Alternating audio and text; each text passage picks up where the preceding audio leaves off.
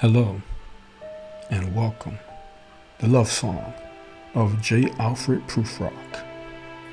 Let us go then, you and I, when the evening is spread out against the sky, like a patient etherized upon a table. Let us go through certain half-deserted streets, the muttering retreats of restless nights in one-night cheap hotels and sawdust restaurants with oyster shells. Streets that follow like a tedious argument of insidious intent to lead you to an overwhelming question. Oh, do not ask, what is it? Let us go and make our visit. The room the women come and go, talking of Michelangelo. The yellow fog that rubs his back upon the window panes. The yellow smoke that rubs his muzzle on the window panes. Licked his tongue into the corners of the evening, lingered upon the pools that stand in drains.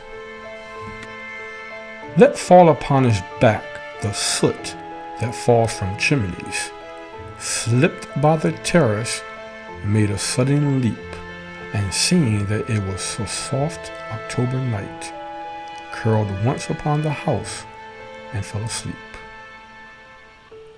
And indeed there will be time for the yellow smoke that slides along the street, rubbing its back upon the window panes. There will be time. There will be time to prepare a face to meet the faces that you meet. There will be time to murder and create, and time for all the works and days of hands that lift and drop a question on your plate. Time for you and time for me, and time yet for 100 indecisions and for 100 visions and revisions before the taking of a toast and tea. In the room, come and go, talking of Michelangelo. And indeed there will be time to wonder, do I dare and do I dare? Time to turn back and descend the stair with a bald spot in the middle of my hair. They will say, how his hair is growing thin. My morning coat, my collar mounting firmly to the chin, my necktie rich and modest, but asserted with a simple pin. They will say, but how his arms and legs are thin. Do I dare disturb the universe?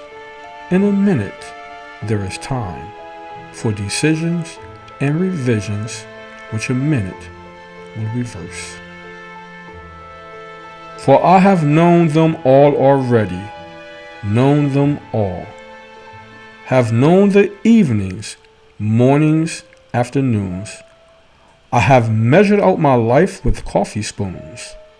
I know the voices dying with a dying fall beneath the music from a farther room.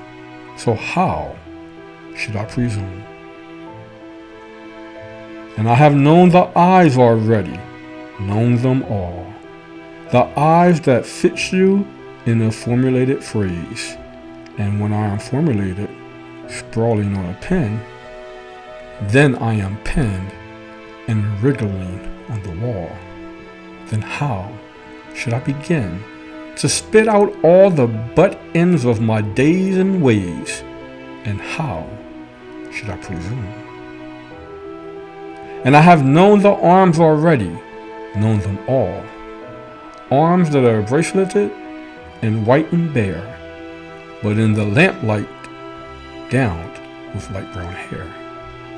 It is perfume from a dress that makes me so digress.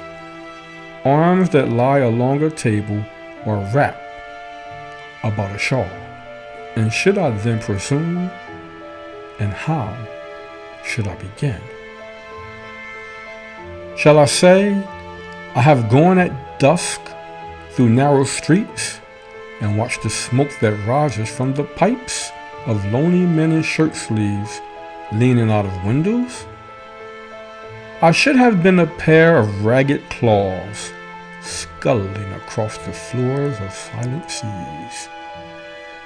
In the afternoon, the evening sleeps so peacefully, smoothed by long fingers, asleep, tired, or it malingers, stretched on the floor here beside you and me.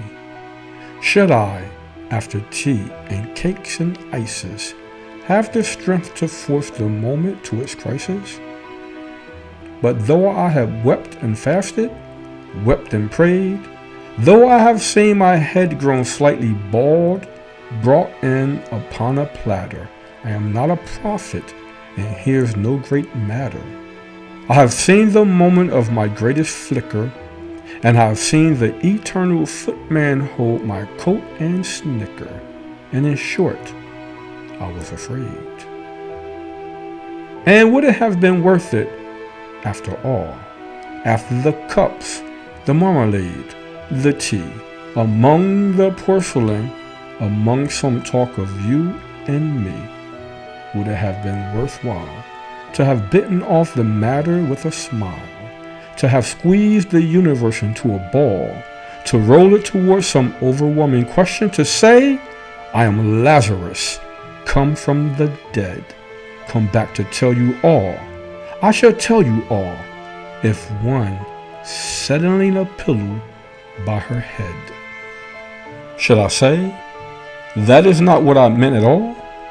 That is not it at all. And would it have been worth it, after all?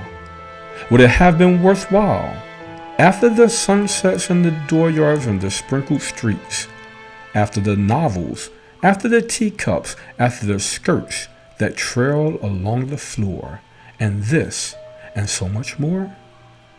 It is impossible to say just what I mean, but as if a magic lantern through the nerves and patterns across a screen, would it have been worthwhile if one settling a pillow or throwing off a shawl and turning toward the window, should I say, that is not it at all. That is not what I meant at all. No, I am not Prince Hamlet, nor was meant to be. Am an attendant lord, one that will do to swell a progress, start a scene or two. Advise the prince, no doubt an easy tool.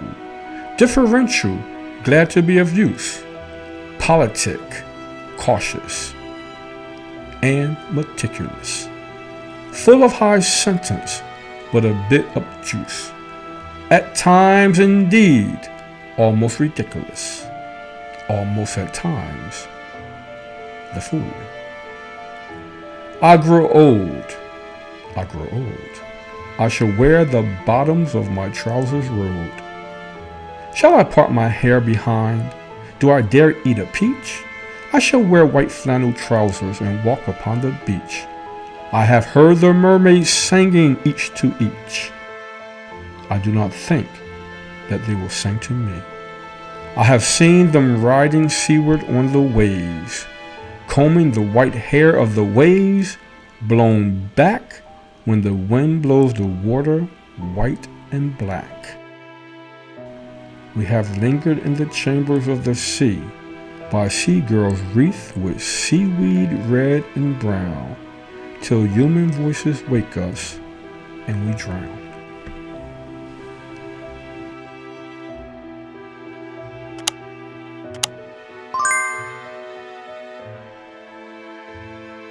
The Love Song of J. Alfred Prufrock by T.S. Eliot.